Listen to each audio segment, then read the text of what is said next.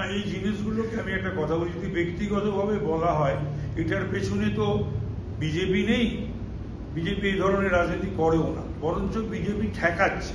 4 তারিখ থেকে আমরা সকলে নির্বাচিত জনপ্রতিনিধিরা, এখন যারা এমএলএ বা মন্ত্রীরা বা দল,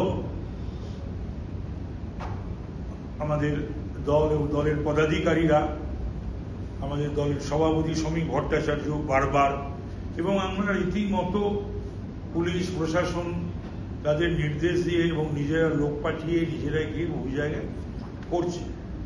কিন্তু কথা হলো, সমস্ত জায়গায় তো আর বিজেপির বা প্রশাসনের পাহারা দেওয়ার কথা নয়, পাহারা দেওয়া যায়ও না। তবে এই যে সব ডিম ছুটছে বা আক্রমণ টাক্রমণ বা এইগুলো বলছে টলছে, এইগুলো হচ্ছে জনরোষ আছে এবং তৃণমূলী রোষ, দুটোই আছে। একটা জনরোষ, একটা তৃণমূলী রোষ। তৃণমূলীদেরও রোষ তো কম নয়।